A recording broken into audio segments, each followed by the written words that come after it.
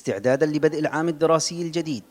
باشر قسم الإدارة والتجهيزات في المديرية العامة للتربية ديالى بتسليم المخازن الفرعية والمدارس وأقسام التربية في الأقضية بالكتب والقرطاسية وبنسب تصل إلى 50% من الحصة المقررة من قبل وزارة التربية، واعتماد نسبة 50% الأخرى مما يتوفر في مخازن المدارس والمخازن الفرعية في عموم المحافظة. بادرت المديرية العامة لتربية ديالى في وقت مبكر من هذا العام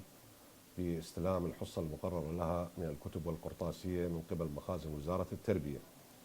وتم استلام كميات حسب ما متوفر في مخازن وزارة التربية ونقلها إلى مخازن المديرية العامة لتربية ديالى، وبعدها تم إعداد خطة شاملة لتوزيع الكتب والقرطاسية إلى مدارس المحافظة بشكل يضمن سلامتها وصولها إلى الطلبة قبل بدء العام الدراسي الجديد. ندعو أخواننا أولياء الأمور الطلبة بعدم الاستعجال في شراء القرطاسية، لأن هناك كميات كبيرة جدا من الدفاتر والأقلام والممحات والمبرات والمسطرة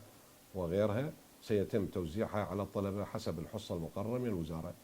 أود أن أشير أنه حصة الطالب الواحد من الكتب هي 50%، لذلك ندعو أبنائنا الطلبة وإدارات المدارس بضرورة المحافظة على الكتب وتجديدها تعاونا منهم ومساهمة منهم في التقشف اللي يمر بالبلد، وأيضا الحفاظ على هذه الهدية التي تقدم إلى الطالب لكي تستخدم في السنوات المقبلة. أيضا باشرنا احنا كأمناء مخازن في مديرية تربية ديالى بتوزيع الكتب المنهجية على مخازننا المنتشرة على أقضية المحافظة وعلى مدارس المحافظة كافة. نبدأ تجهيزنا، أي شيء نستلمه احنا من الوزارة نجهزه إلى المدارس أول بأول. نحن كإدارات مدارس باشرنا باستلام الكتب الوجبة الأولى بواقع 50% المتضمنة كتاب التاريخ للصف الرابع الأدبي وكتاب الأحياء للصف الرابع العلمي، وباشرنا بتوزيعها على الطلاب بحسب توجيهات مديرية التربية بواقع 50% قديم و50% من الكتب المستلمة.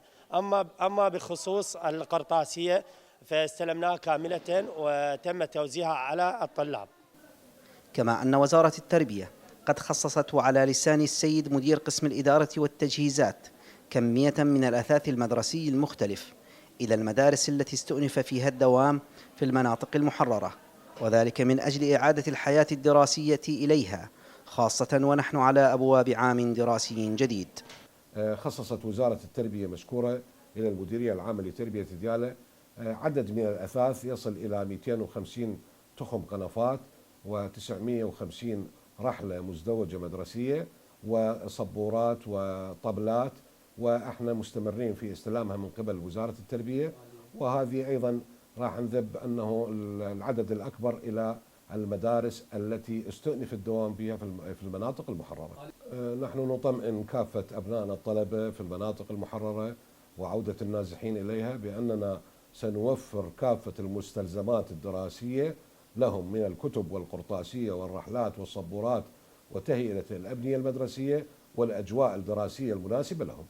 ويأتي عمل قسم الإدارة والتجهيزات في تجهيز المدارس بالكتب والقرطاسية والأثاث واللوازم المختلفة مكملا لخطة وزارة التربية بالنهوض بالواقع التربوي استعدادا للعام الدراسي الجديد.